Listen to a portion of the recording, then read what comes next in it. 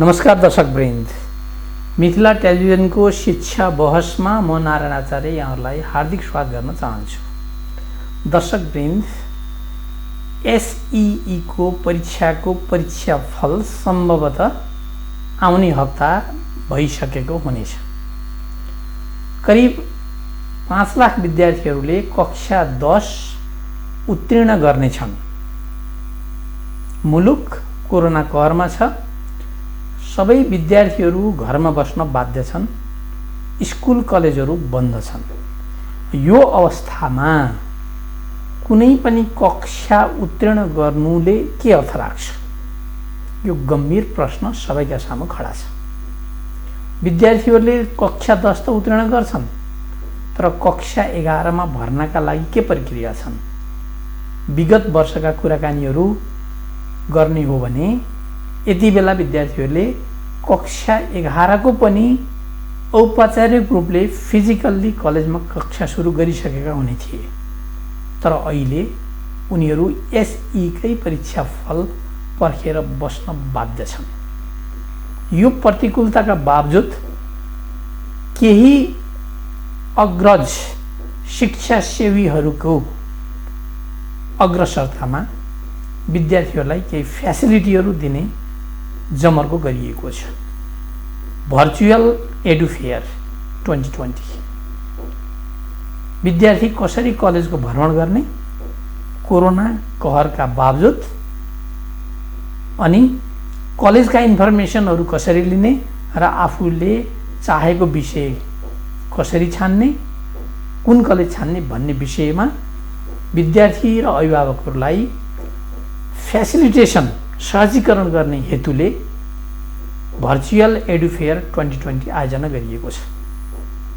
यिनै शिक्षाका ज्वलन्त विषयहरूमा बहस गर्ने हिसाबले आज हामीले मिथिला टेलिभिजनको स्टुडियोमा शिक्षा बहसमा हिसानका केन्द्रीय सचिव रामहरि सिलवाल, जो भर्चुअल एडुफेयर 2020 का पनि संयोजक हुनुहुन्छ, त्यसैगरी हिमालय कलेज कोटेश्वरका चेयरम्यान र प्रिन्सिपल पनि हुनुहुन्छ, उहाँलाई हामीले आमन्त्रणा गरेका छौँ। सर, यहाँलाई हार्दिक स्वागत छ। धन्यवाद सर। नमस्ते। अनि आरामै हुनुहुन्छ? ठिकै छ।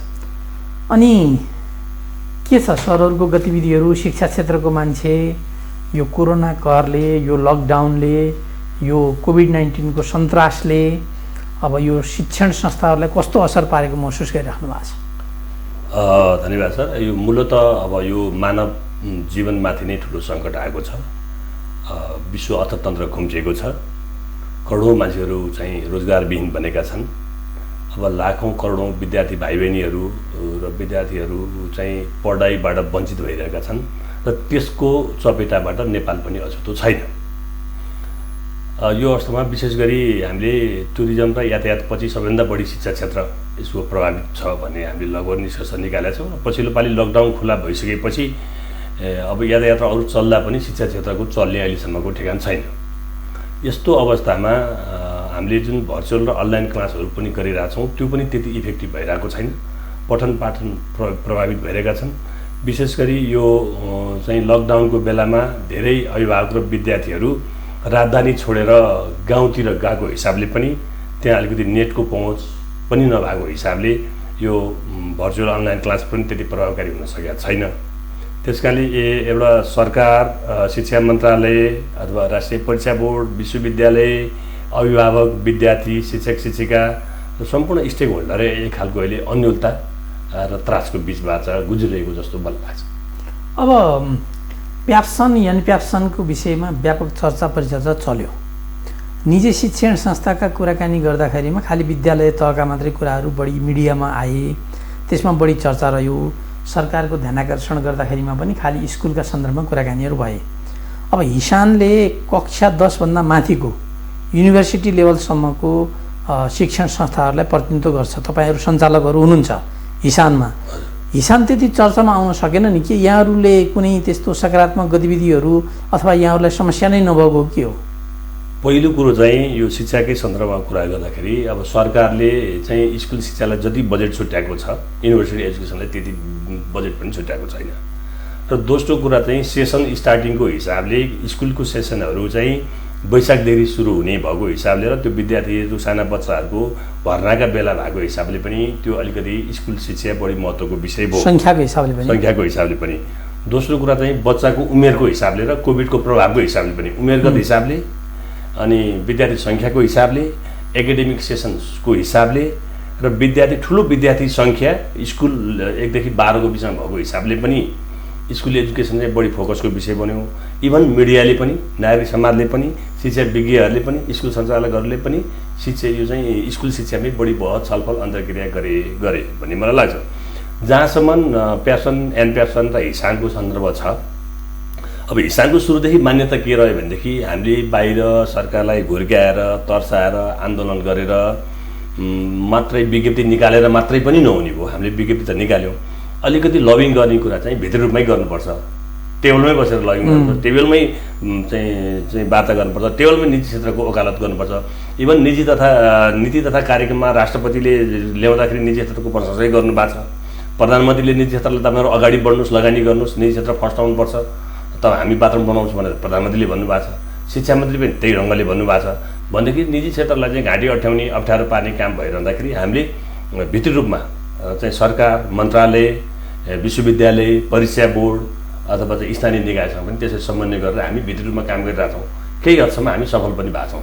जसरी कि चाहिँ यो लकडाउन खोल्ने कुराको भयो अथवा चाहिँ प्रिन्सिपल लगायतका प्रशासनिक मान्छेलाई स्कुलमा आउने वातावरणको कुरा भयो, पाठ्य पुस्तकहरू चाहिँ औषधि पसल सरह चाहिँ पुस्तक पसलहरू खुल्न पाउने कुरा भयो। जसरी हामीले चाहिँ सिसिएमसीमा चाहिँ हामीले त्यो लबिङ गऱ्यौँ, त्यस हिसाबले अलिकति लकडाउन त्यतिखेर खुल्ला पनि भयो।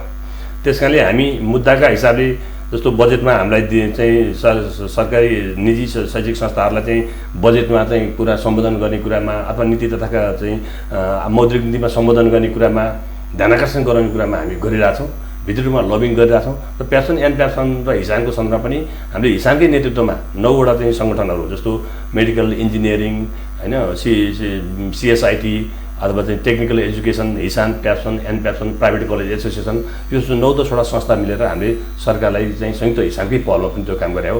अब जहाँसम्म स्कुलको चाहिँ अलिक बढी विज्ञप्ति दिने, अलिक बढी आन्दोलनको कुरा गर्ने, अलिक बढी चर्को कुरा गर्ने, अलिक सकेसम्म सरकारलाई घुर्क्याउने, भर्ना गर्छु भन्ने, पैसा लिने भन्ने कुरा अलिक विवादित कुराहरू चाहिँ अलिकति प्यासन एन्ड प्यासनको तर्फबाट हो। त्यसमा हाम्रो स्लाइटली रिजर्भेसन भए पनि भाषाशैली प्रस्तुतिमा उहाँहरूको अलिकति केही हाम्रो फरक भए पनि फेरि हामी एउटै ढुङ्गामा छौँ, निजी शैक्षिक संस्थाहरू एउटै ढुङ्गामा छौँ। प्याप्सन र एन्ड प्याप्सनले पनि निजी शैक्षिक संस्थाहरूको उत्थान, यसको चाहिँ संरक्षण, प्रवर्धनकै कुरा गर्नुभएको छ।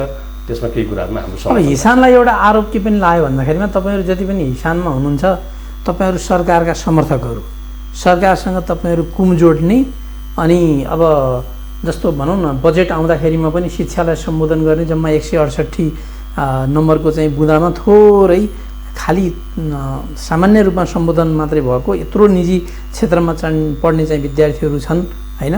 25 लाखभन्दा बढी विद्यार्थीहरू चाहिँ निजी क्षेत्रबाट दीक्षित भइराखेको अवस्थामा स्पष्ट रूपले राज्यले सम्बोधन नगर्दाखेरिमा पनि तपाईँहरू मौन बस्नुभयो, सरकारले जे गर्छ त्यसलाई समर्थन गर्नुभयो भन्ने आरोप छ नि, यसमा के भन्नुहुन्छ? होइन, यो सरले भन्नुभएको छ यसमा चाहिँ जस्तो हिसानले चाहिँ सुरुकै दिनमा स्टेक होल्डरहरूलाई एक ठाउँमा ल्याउने, सरकारको ध्यानाकर्षण गराउने, मन्त्रीसँग टेबलमा बस्ने, प्रधानमन्त्रीसँग पुग्ने अथवा चाहिँ सिसिएमसीको अध्यक्ष कहाँ पुग्ने, यो काम गरेकै हो।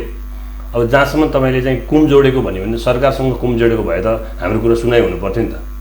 कुम जोडिसकेपछि त सुनाइ हुनु पर्थ्यो नि त, त्यस्तो होइन, भएन नि त। बजेटमा हाम्रो कुरो सम्बोधन भएन। जहाँसम्म मौद्रिक नीतिको कुरा गर्नु चाहिँ त्यहाँ 1-2% स्कुलको कुरा मात्रै चाहिँ सम्बोधन भयो। किनभने धेरै शैक्षिक संस्थाहरूको चाहिँ आफ्नो ल्यान्ड बिल्डिङ छैन, उहाँहरू चाहिँ कोलेटर राखेर लोन लिन सक्ने अवस्था छैन, इन्फर्मल सेक्टरबाट लोन लिनु भएको छ। त्यस कारणले मौद्रिक नीतिले पनि चाहिँ निजी शैक्षिक संस्थाहरूलाई समेट्न सकेन। त्यस कारणले सरकारलाई हामीले बारम्बार ध्यानाकर्षण गराएका छौँ, सरकारलाई चाहिँ बारम्बार चाहिँ हामीले आफ्नो कुराहरू राखेका छौँ, माग राखेका छौँ, दबाब सिर्जना गरेका छौँ। अब तपाईँले हाम्रो नेपालकै परिस्थिति कस्तो भने तोडफोड, हिंसा, आगजनी नगरिकन सुनाइ नहुने यस्तो गलत ट्रेन्ड बसिसकेको हिसाबले अब एउटा बौद्धिक वर्गको नेतृत्व गरेको हिसाबले हामी त्यो लेभलको आन्दोलनमा जान नसकेको चाहिँ हो। तर हामीले आन्तरिक रूपमा हाम्रा विज्ञप्तिहरूमा कारण हाम्रो चाहिँ केन्द्रीय समितिका बैठकहरू हामीले पास गरेका कुराहरूले सरकारलाई यथेष्ट ध्यानाकर्षण, यथेष्ट दबाब दिएका छौँ र अरू निजी शैक्षिक संस्थाहरू जत्तिकै हाम्रो पनि सक्रियता छ। अब यहाँहरूले चाहिँ के होस् भन्ने चाहनुहुन्छ त? यो समस्याको समाधानका लागि सरकारले के गरिदिए हुन्थ्यो भन्ने हो र यहाँहरूको चाहिँ माग के छ?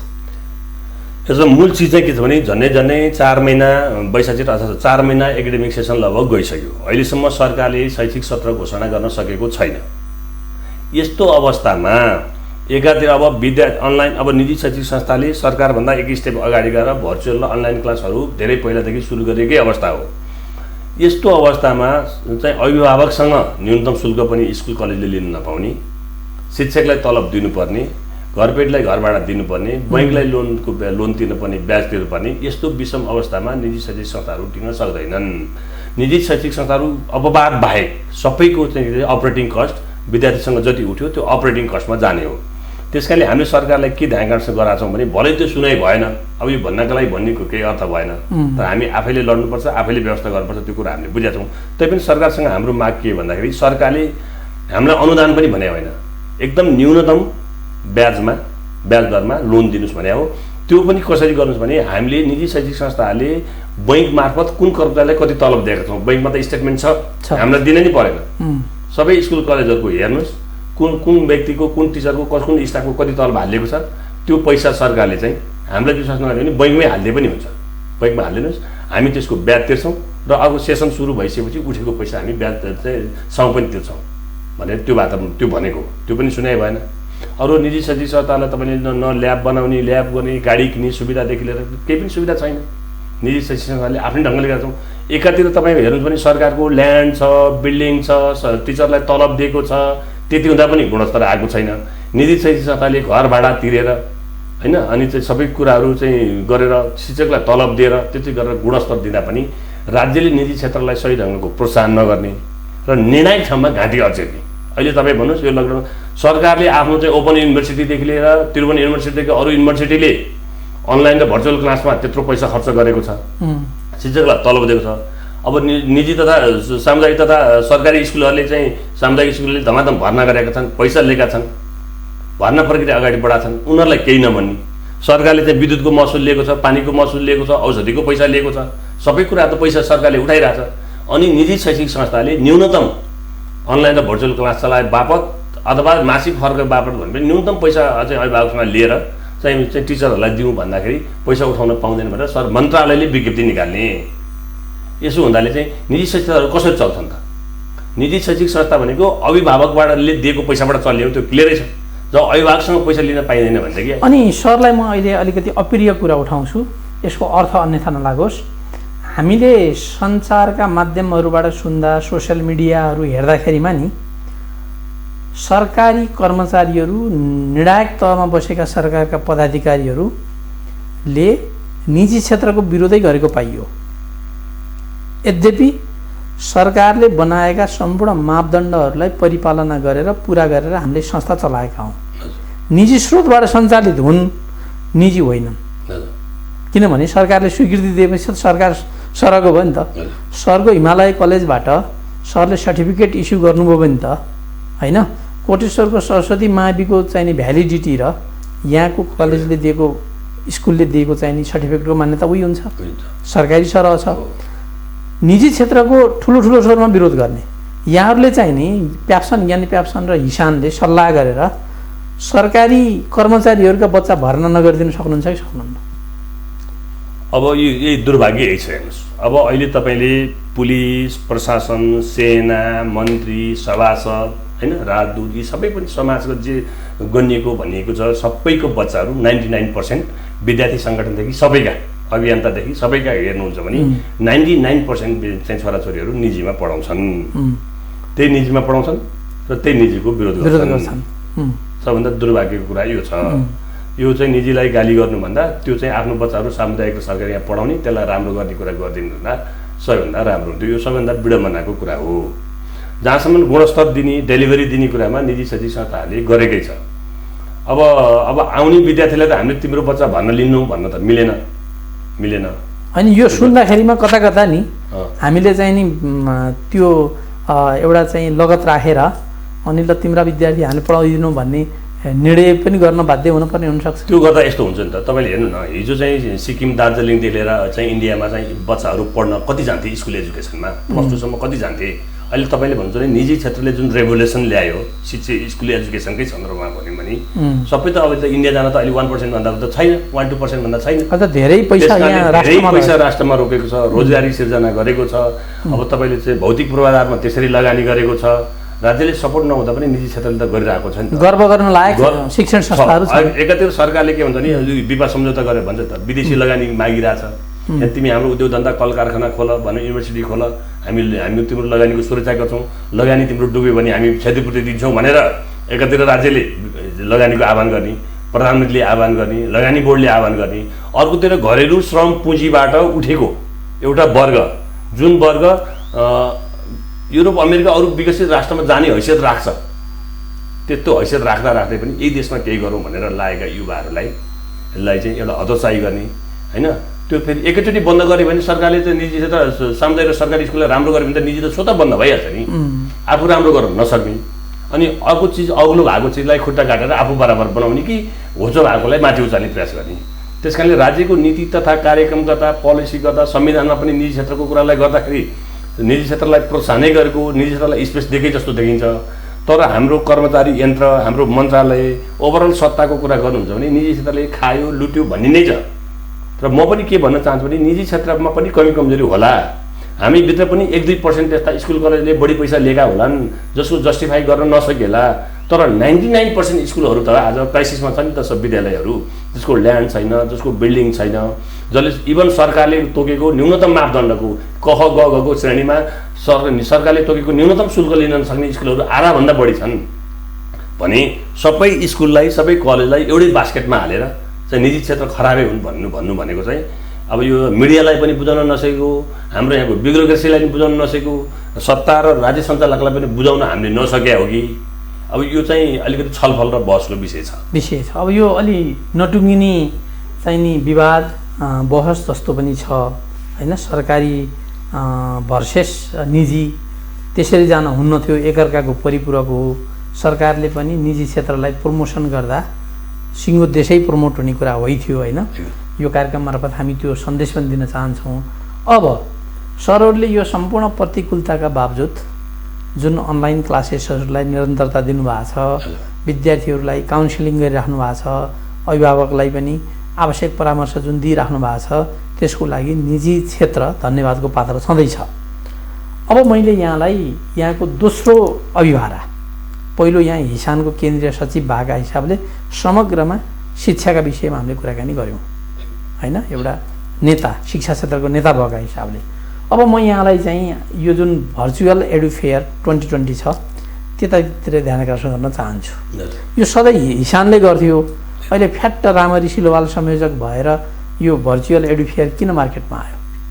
यसमा चाहिँ यही अब तपाईँले चाहिँ अब यी कोरोनाले हरेक कालो बादलपछि चाहिँ उज्यालो हुन्छ भने जस्तै कोरोना एउटा चुनौती भयो र एउटा अवसर पनि हो भन्ने कुरा हामीले बुझ्नुपर्छ भन्ने मलाई लाग्छ। जस्तो हिजो हामी भौतिक रूपमा उपस्थित हुँदा निजी क्षेत्र हामी एक स्टेप अगाडि छौँ, सामुदायिक र सरकारी भन्दा हामी अगाडि छौँ भन्यौँ, किन व्यवस्थापनको हिसाबले, क्वालिटीको हिसाबले होइन, अरू सबै हिसाबले हामी चाहिँ अगाडि छौँ भन्यौँ। तर हामी यति अगाडि छौँ भन्दै पनि प्रविधि 21औँ शताब्दीको प्रविधिलाई हामी निजी क्षेत्रले पनि एडोप्ट गर्न सकेका रहेछ। किन विद्यार्थी भौतिक रूपमा आउँदाखेरि हामीले कहिले चाहिँ अनलाइनबाट चाहिँ जाँच लिने काम गरेनौँ, अनलाइनबाट असाइनमेन्ट दिने काम गरेनौँ, अनलाइनबाट होमवर्क दिने काम गरेनौँ, अनलाइनबाट मिटिङहरू गर्ने काम गरेनौँ। अभिभावकलाई चाहिँ जुमबाट जोड्ने कुराहरू त्यतातिर हाम्रो ध्यान पुगेको थिएन। हामी अब्बल निजी क्षेत्र छौँ भने पनि हामीले त्यो अनुसारको गर्न सकेका रहेछौँ।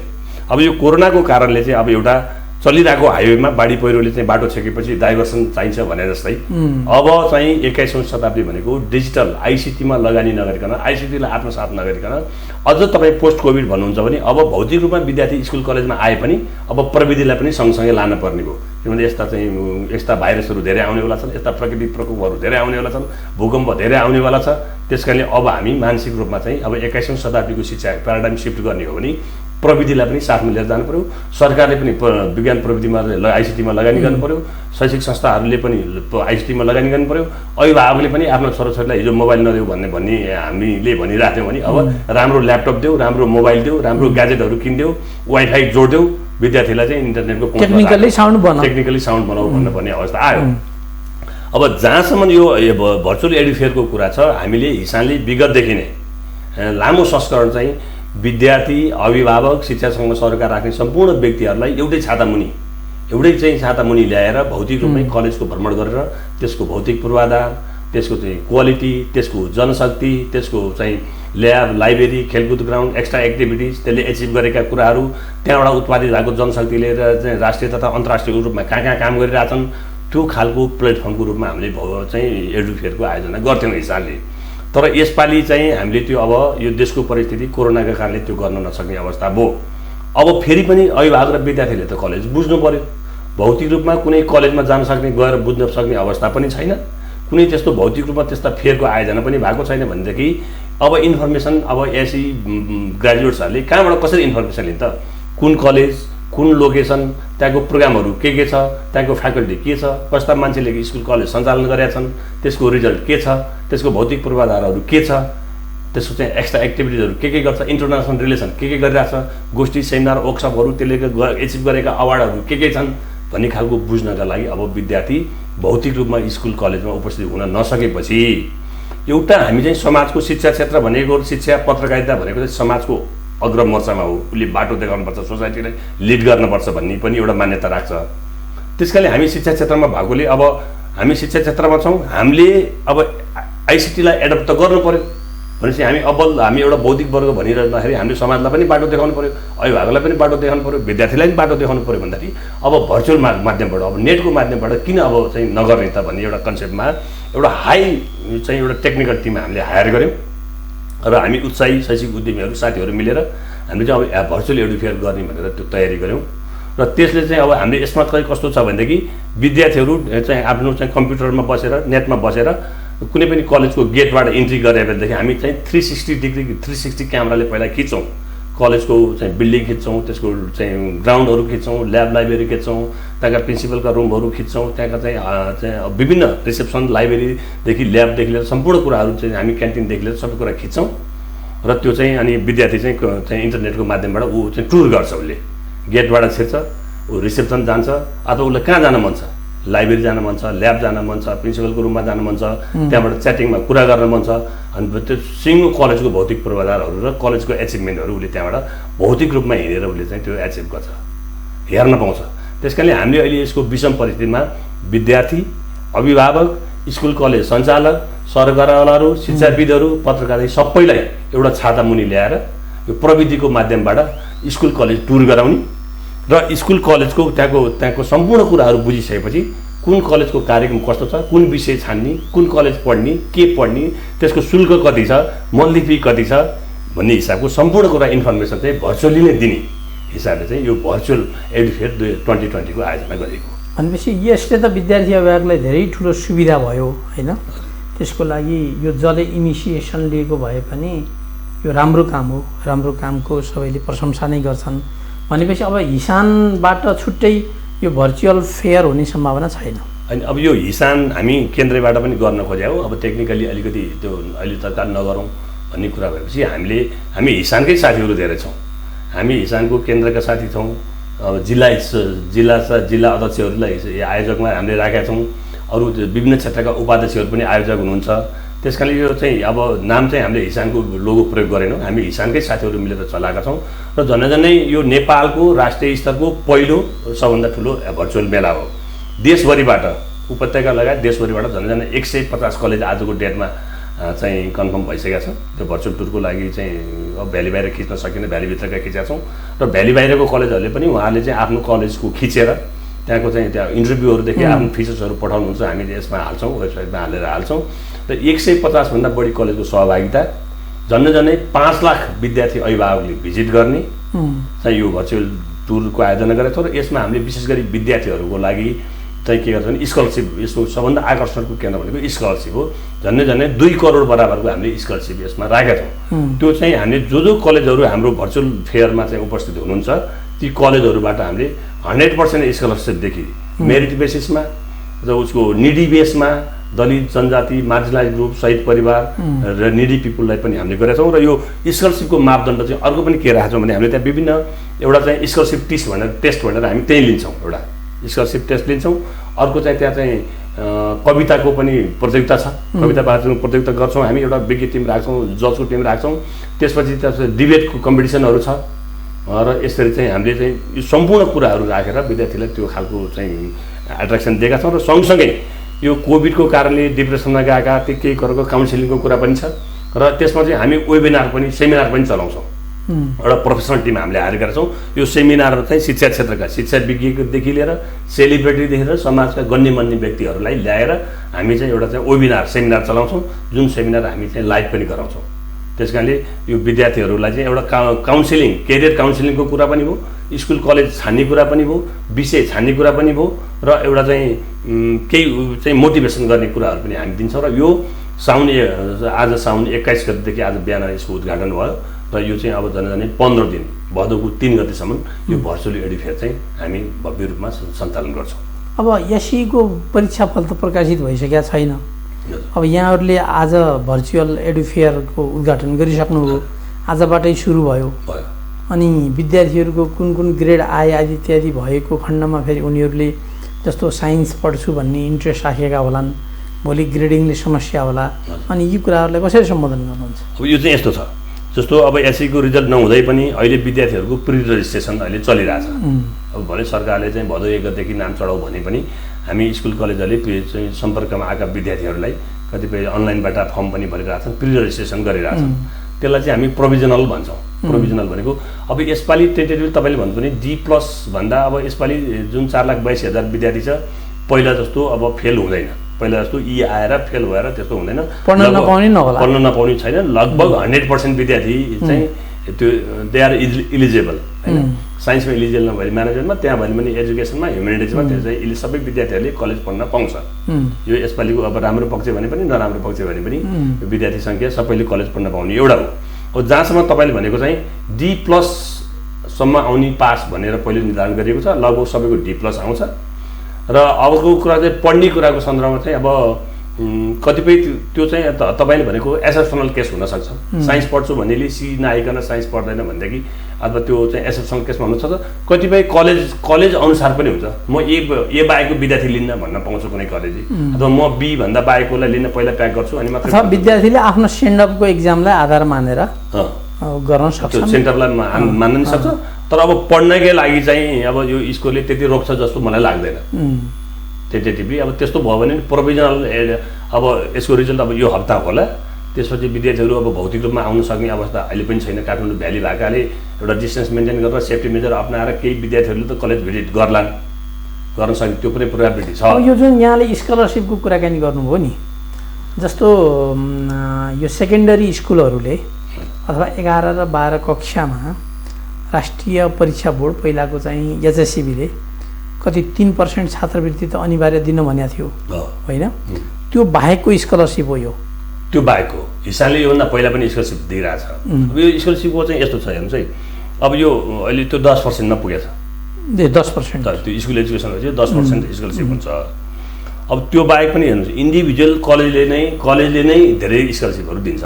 कुनै विद्यार्थी आउँछ त्यसमा चाहिँ तपाईँले भनेको जस्तो सरकारले दिने भनेको एउटा त्यो स्वत परिहाल्यो त्यो अहिले स्थानीय निकाय खालि सरकारी स्कुलबाट उत्तीर्ण विद्यार्थीलाई मात्र दिन्छ, त्यो दिन्छ। त्यो चाहिँ स्थानीय निकाय वडा मार्फत सिफारिस भएर आउँछ। त्यो स्कलरसिप स्वत पाउने भइहाल्यो। अर्को स्कलरसिप भनेको चाहिँ हिसानले पनि हामीले योभन्दा पहिला हिसानले पनि स्कलरसिप दिने गरेको छ सबैले देशव्यापी रूपमा। 2-3% स्कलरसिप त्यो एक्स्ट्रा दिने गरेको छ। 2 तेस्रो कुरो इन्डिभिजुअल कलेजले पनि त्यो सामाजिक उत्तरदायित्व अन्तर्गत तपाईँले भनेको निडी पिपुल भयो होइन, अब चाहिँ त्यहाँ चाहिँ इन्ट्रान्स टेस्टको आधारमा चाहिँ स्कलरसिप हुन्छ, मेरिट बेसिसको छ। त्यसमा चाहिँ दलित, जनजाति, मार्जिनलाइज ग्रुप, शहीद परिवार त्यो खालको चाहिँ इन्डिभिजुअल कलेजले पनि दिएको छ। यसको स्कलरसिपको चाहिँ के छ भनेदेखि हामी 11-12 दुईटै क्लासको लागि स्कलरसिप फिक्स गर्छौँ। यसमा त्यो के छ भनेदेखि जस्तो अहिले जति कलेजहरू हाम्रो एडुफेयरमा सहभागी हुनुभएको छ ती कलेजहरूले स्कलरसिपको चाहिँ कमिटमेन्ट गर्नुभएको छ। यो जरुरी छैन काठमाडौँको मात्रै होइन, जब विद्यार्थी जहाँ पढे पनि जुन क्षेत्रमा पढे पनि साथै चाहिँ प्रदेशबाट चाहिँ स्कलरसिप पाउँछ। त्यो स्कलरसिपका लागि चाहिँ सम्बन्धित कलेजसँग हामीले कमिटमेन्ट लिएका छौँ।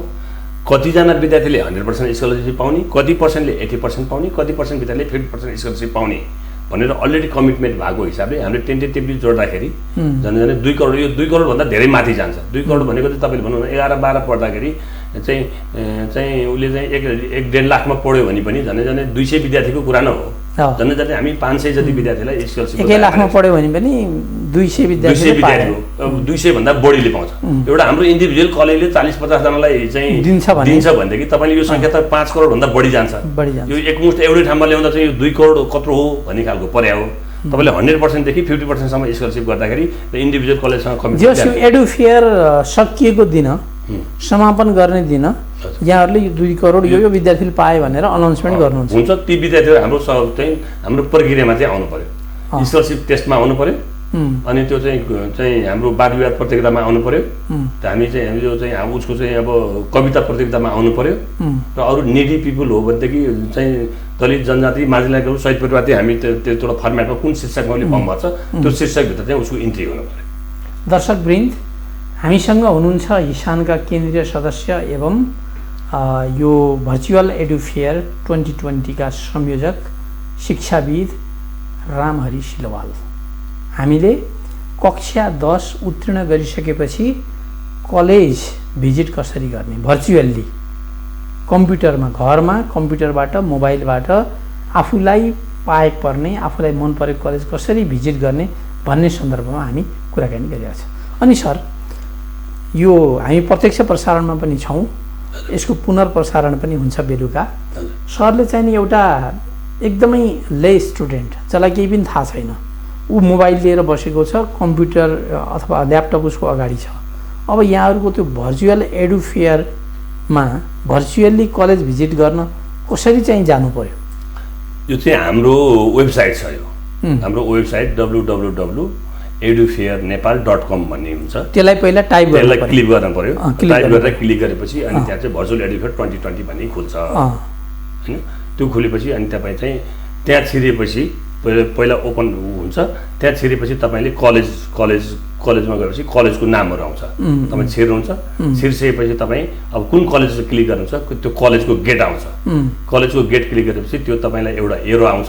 त्यो एरो मार्फत तपाईँ त्यहाँ ल्याब हुन्छ, लाइब्रेरी हुन्छ, रिसेप्सन हुन्छ, क्यान्टिन हुन्छ, बाथरुम हुन्छ, कहाँ जानुपर्ने हो, प्रिन्सिपलको रुममा जाने हुन्छ, सेमिनार हलमा जाने हुन्छ। त्यो चाहिँ उसले जहाँ क्लिक गर्छ ऊ त्यहाँ भर्चुअल भिजिट गर्न पाउँछ। सबै कुरा हेर्न पायो। जस्तो साइन्स पढ्ने स्टुडेन्टले मेरो चाहिँ नि फिजिक्सको ल्याब कस्तो छ, केमिस्ट्रीको ल्याब कस्तो छ, बायो ल्याब कस्तो छ, ल्याबमा क्लिक गरेपछि कलेजमा गएर कलेज क्लिक गर्नु पर्यो। कलेजभित्र छिर्नु, कलेजभित्र छिरेपछि ल्याबमा क्लिक गरेपछि अनि चाहिँ physics lab, biology lab, chemistry lab सबै उसले ल्याबहरू हेर्न पाउँछ। त्यहाँ गएपछि उसले च्याटिङ गर्न पर्यो भनेदेखि उसले चाहिँ कलेजको प्रतिनिधिसँग कुरा गर्न पनि पाउँछ। केही थप कुरा बुझ्नु पर्यो भने त्यहाँबाट च्याटिङमा कुरा गर्न पनि पाउँछ। अनि त्यो कलेजहरू अनलाइनमै हुन्छ सबै। त्यहाँ स्ट्यान्ड बाई त्यहाँ एडमिसन अफिसर त्यहाँ बसिरहेकै हुन्छ। अनि त्यहाँ खेलकुदको सुविधाहरू, लाइब्रेरी कस्तो छ, सबै कुराहरू उसले चाहिँ खेलकुदमा चाहिँ उसले जस्तो कसैको क्रिकेटमा राम्रो हुन्छ, कसैको बास्केटबल राम्रो हुन्छ, कसैको भलिबलमा राम्रो हुन्छ, कसैको डान्सहरूमा राम्रो हुन्छ, कसैको चाहिँ खेलकुदहरूमा राम्रो हुन्छ। त्यस कारणले कुन स्कुल कलेजको कुन विधामा राम्रो छ। विद्यार्थीहरू पनि खेलकुद पनि विभिन्न विधामा, इसिएमा पनि विद्यार्थीहरू आफ्नो म बास्केटबलको चाहिँ म नेसनल प्लेयर हुन्छु भने मान्छे बास्केटबलको कोर्ट भएको ठाउँमा जानु खोज्ला। त्यो हिसाबले टोटल एउटा कलेजको साङ्गो पाङ्गो त्यहाँ चाहिँ इन्फर्मेसन हुन्छ। अब यो कोभिड-19 को कारणले सरहरूले यो भर्चुअल एडुफेयर ल्याउनु भयो, तर यसको उपादेयता त अन्य अवस्थामा पनि छ नि। विद्यार्थीले कुनै पनि बेला घरमै बसेर चाहिँ कलेज भिजिट गर्ने अवसर पाए भने उनीहरूको समय बचत हुन्छ, पैसा नै बचत हुन्छ, भाडा तिरेर जानु परेन, समय वेस्ट भएन। यसलाई त सधैँ निरन्तरता दिँदा भइहाल्छ नि सरलाई। यो अब एकदम छलफलको विषय हो। हेर्नुहोस्, अब स्कुल कलेजै जान पर्दैन भन्ने स्कुल अब थर्ड पनि छ। अब पढ्न किन जाने भन्ने कुरा होइन, भिजिट गर्ने पढ्न त जानु पर्यो होइन। बस, अन्तर्राष्ट्रिय बसको कुराले त्यो पनि आएको छ। तपाईँले भने एकदम ठिक हो। हामीले चाहिँ प्रविधिलाई चाहिँ सरकारले पनि प्रविधिलाई प्राथमिकता राख्नु पर्यो। हामी शैक्षिक संस्था सञ्चालकहरूले पनि प्रविधिलाई राख्नु पर्यो। र अबको भनौँ न, अहिले 10 कक्षा 11 कक्षा अथवा ब्याचलर मास्टर पढेको बच्चाले पहिलोपालि अनलाइन क्लास लिँदैछ। तर कक्षा 1 मा पढेर प्ले ग्रुपमा नर्सरीमा पढे बच्चाले पनि त अनलाइन क्लास लिँदैछ। अबको यो जेनेरेसन माथि आउँदा अहिले 1 कक्षा पढे बच्चा आज भर्चुअल क्लास अनलाइन क्लास लिइरहेको बच्चा भोलि 80 दिन आउँदा ऊ कस्तो भएर निस्किन्छ त? त्यस कारणले यो समय लाग्ने भयो। अब यो कोरोनाले चाहिँ गर्दाखेरि हामी प्रविधि अब 21औं शताब्दीको भने पनि हामी चाहिँ त्यही परम्परागत क्लासरुममा पढ्ने, टेक्स्ट बुक पढ्ने भन्दा हामी बाहिर गएर छौँ। हामीले जतिसुकै ठुलो गरेर पनि हामी 50औं वर्षदेखिको छलफल शिक्षा विज्ञहरूले जे छलफल गरे पनि त्यहाँभन्दा त्यही पेरिफेरीबाट घुमिरहेको छौँ। हामी धेरै टाढा गएर छौँ। क्लासरुम पाठ्यक्रम भन्दा बाहिर गएको छैनौँ, टेक्स्ट बुक भन्दा हामी बाहिर गएको छैनौँ। भनेपछि जीवन जगत बुझ्नलाई, जीवनमा सफल हुनको लागि चाहिँ धेरै कुरा चाहिँदो रहेछ। त्यो पाठ्यक्रमले मात्रै पुग्दैन भन्ने कुराको पनि हो। त्यसकारणले अब यो डिजिटल कुराको कुनै अर्को विकल्प छैन। अब बिस्तारै डिजिटल्ली साउन्ड हुनैपर्छ, डिजिटलमा चाहिँ विद्यार्थीले पहुँचमा पुर्याउनै पर्छ, अभिभावक पहुँचमा पुग्नैपर्छ, टिचर्सहरू अपडेट हुनैपर्छ, अभिभावकलाई काउन्सिलिङ ओरिएन्टेसन गर्नैपर्छ, हामीले टिचर्सको ट्रेनिङ गर्नैपर्छ, प्रिन्सिपलहरू सक्षम हुनैपर्छ, त्यहाँको कर्मचारीहरू सबै डिजिटल्ली साउन्ड हुनैपर्छ। अब यहाँले यति राम्रो कार्यक्रमको आयोजना गर्नुभएको छ, 4,82,000 विद्यार्थीले चाहिँ नि अब अहिलेको एससी एटेन्ड गर्दैछन्। 4,82,000 विद्यार्थी 11 कक्षामा भर्ना हुने विद्यार्थीहरू हुन्। अब तिनीहरूलाई यो सन्देश पुर्याउनको लागि के गर्नु भएको छ त? प्रचार प्रसार छ, यथोचित प्रचार प्रसार छ कि छैन? प्रचार प्रसार तपाईँको टेलिभिजन मार्फत पनि यो इन्टरभ्यू पनि एउटा प्रचार प्रसारको माध्यम हो होइन। अब अर्को चाहिँ हामीले अहिलेकै सामाजिक सञ्जाल प्रयोग गरेर पनि त्यसको चाहिँ बुस्ट गरिरहेछौँ होइन। त्यो चाहिँ टार्गेट ग्रुपलाई बुस्ट गरिरहेछौँ। अनि विभिन्न ब्रिजकोदेखि विभिन्न स्कुलहरूसँग जोसँग चाहिँ एससी दिने विद्यार्थीहरूको सङ्ख्या छ त्यो ग्रुपमा पुगिरहेछौँ। मिडिया क्याम्पेनिङ गरिरहेछौँ, धेरै कार्यक्रमहरू लाइभ गरिरहेछौँ। त्यस कारणले यसलाई हामीले सकेसम्म त्यो धेरै विद्यार्थी कहाँ पुग्ने र अभिभावक कहाँ पनि पुग्ने र शिक्षासँग सरोकार राख्ने व्यक्तिहरू कहाँ पनि पुग्ने हिसाबले हामी अहिले यो त्यही भएर पनि हामीले अलिकति यो 15 दिन राखेको, अलिकति चर्चा परिचर्चा बहस होस्। र यो फेरि 15 दिन मात्रै रहँदैन। यो वेबसाइट एउटा अर्को पक्ष के छ भने यसको यो चाहिँ औपचारिक 15 दिन भनिन्छ, तर त्यो रहिरहेको छ। यो भिजिट गर्न सधैँ पाइँदैन, सधैँ भिजिट गर्न पाइँदैन। अभियानको क्याम्पेनको रूपमा 15 दिन भयो होइन, तर एनी टाइम त्यसपछि पनि विद्यार्थीले हेर्न कुनै पनि बेला विद्यार्थीले त्यहाँ भएका कलेजहरूको बारेमा इन्फर्मेसन लिन पाउँछ। यो बडा राम्रो काम गर्नुभयो। यो संयोजक हिसाबले सर विशेष धन्यवादको पात्र हुनुहुन्छ। म विद्यार्थी अभिभावकको तर्फबाट पनि यहाँलाई धेरै धेरै धन्यवाद दिन चाहन्छु। अब जाँदा जाँदै एउटा शिक्षाविद, शिक्षा क्षेत्रमा धेरै समय काम गरेको एउटा कलेजको अध्यक्ष, संस्थापक अध्यक्ष, प्रिन्सिपल, एउटा लिडिङ फिगर, हिसानको नेता भएको हिसाबले हाम्रा विद्यार्थी र अभिभावकलाई सबैभन्दा टाउको दुखाइको काम भनेको कस्तो कलेज छान्ने। एउटा विद्यार्थीले आफूले पढ्ने कोर्स र कलेज छान्दा के कुरामा ध्यान दिनुपर्छ, त्यो सरले भनेपछि हामी बिट मारौँ। एकदम धन्यवाद। मैले अन्तमा चाहिँ यो के भन्न चाहन्छु भने पहिलो कुरो चाहिँ स्वास्थ्यकै कुरा मैले गर्न चाहन्छु। फेरि पनि व्यक्ति स्वस्थ हुनु पर्यो, अनि परिवार स्वस्थ हुन्छ, समाज स्वस्थ हुन्छ। त्यस कारणले यो कोरोनाको बिचमा सेफ्टी मेजर अप्नाउँ र त्यो चाहिँ प्रोटोकलहरू फलो गरौँ। एक दोस्रो चाहिँ जुन एकाडेमिक कुरा छ, अब तपाईँहरू एससी विशेष गरी एससी ग्रेजुएट्सहरूलाई नै फोकस गरेर एडुफेयरको आयोजना गरिएको हो। अब तपाईँले कस्तो कलेज छान्ने भन्ने कुरामा चाहिँ सबैभन्दा पहिला तपाईँ चाहिँ अब साथीभाइको लहलैमा, अब छिमेकीको लहलैमा, अभिभावकको प्रेसरमा भन्दा पनि तपाईँ के पढ्न चाहनुहुन्छ, तपाईँको अब क्यारियर के बन्न चाहनुहुन्छ, त्यो खालको तपाईँको भित्रको विल पावर के छ, त्यो अनुसारको फ्याकल्टी, त्यो अनुसारको सब्जेक्ट छान्नुपर्छ तपाईँले। र अर्को कुरा, तपाईँले कलेज छान्दाखेरि नेपालको +2 शिक्षाको कुरा गर्नुहुन्छ भने निजी क्षेत्रले इभ्यालुएसनको एउटा क्रान्ति नै ल्याएको छ। एकदमै सस्तो, मन्टेसोरी पढ्ने बच्चाको भन्दा कम पैसामा चाहिँ तपाईँले 25-30 हजारदेखि 1 लाखको बिचमा 11 कक्षा पढ्छ अहिलेको बच्चाले। त्यसकाले तपाईँले अलिकति कस्ट पनि हेर्नुहोस्, आफ्नो पारिवारिक पृष्ठभूमिको कुरा पनि हेर्नुहोस्। अब यो कोरोनाको महामारीको बिचमा अलिकति भूगोल पनि हेर्नुहोस्, धेरै टाढा जाने कुराको भूगोल पनि हेर्नुहोस्। र त्यो कलेजको अलिकति प्रोफाइलिङ गर्दाखेरि त्यो कलेज कस्ता व्यक्तिले सञ्चालन गरेका छन्, त्यसको ट्र्याक रेकर्डहरू के छ, एक्स्ट्रा एक्टिभिटीहरू के छन् होइन, सेन्ट्रली लोकेटेड छ कि छैन, स्कलरसिपका कार्यक्रमहरू के छन् भन्ने कुरा अलिकति कलेजको बारेमा चाहिँ अलिकति अध्ययन गरेर अलिकति बुझेर मात्रै तपाईँहरूले भर्ना गर्नुहोस्। यानि कि कसैको साथीभाइ यो कलेजमा पढ्यो भनेर त्यही कलेजमा जाने त्यो खालको पनि ट्रेन्ड छ। त्यस कारणले साङ्गो पाङ्गो हिसाबले त्यो कलेजको गुणस्तर, त्यो कलेजको विद्यार्थी सङ्ख्या, त्यो कलेजको भौतिक पूर्वाधार, त्यसको चाहिँ ट्र्याक रेकर्ड, कस्ता मान्छेले कलेज सञ्चालन गरेका छन्, त्यसको फाइनेन्सियली चाहिँ भाइबल कतिको आफूले तिर्न सकिन्छ सकिँदैन, एक्स्ट्रा एक्टिभिटिजहरू कति छन्, त्यहाँबाट उत्पादित भएको जनशक्तिले राष्ट्रिय अन्तर्राष्ट्रिय रूपमा कस्ता खालका फिगरहरू उत्पादन गरेको छ, त्यो लगायतको कुराहरू हेरेर चाहिँ तपाईँहरूले कलेज छान्नुहोस् म भन्न चाहन्छु। त्यस कारणले त्यति धेरै आँटिनुपर्ने अवस्था पनि छैन होइन। अब त्यस कारणले ढिलो चाँडो चाहिँ हामी भौतिक रूपमा पनि उपस्थित हुन्छौँ। यो एकाडेमिक सेसन सरकारले पनि, प्रधानमन्त्रीले पनि के भन्नुभएको छ भने यो शैक्षिक सत्र हामी खेर जान दिँदैन भन्नुभएको छ। हामी ढिलै शैक्षिक सत्र सुरु भए पनि चाहिँ तपाईँले 3 घन्टा पढाउने ठाउँमा 5 घन्टा पढाएर, बिहान बोलाउने कुरामा बिहानदेखि बेलुकासम्म पढाएर, बिदा अवधि कटौती गरेर, चाडबाडकोहरूको चाहिँ कटौती गरेर हामी कोर्स सिद्ध्याउँछौँ, बेलामा रिभिजन गर्छौँ, बेलामा जाँच लिन्छौँ, बेलामा तपाईँहरूलाई अपग्रेड गर्छौँ।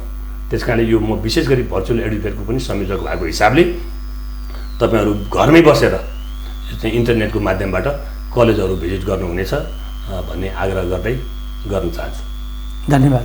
समय र संवादका लागि सरलाई धेरै धेरै धन्यवाद। धन्यवाद। तपाईँको यो प्रतिष्ठित मिडियाबाट यो मेरो आफ्नो कुरा राख्ने मौका दिनुभयो, तपाईँहरूलाई पनि धन्यवाद। दर्शकवृन्द, उहाँ हुनुहुन्थ्यो हिसानका केन्द्रीय सचिव एवं भर्चुअल एडुफेयर 2020 का संयोजक रामहरि सिलवाल।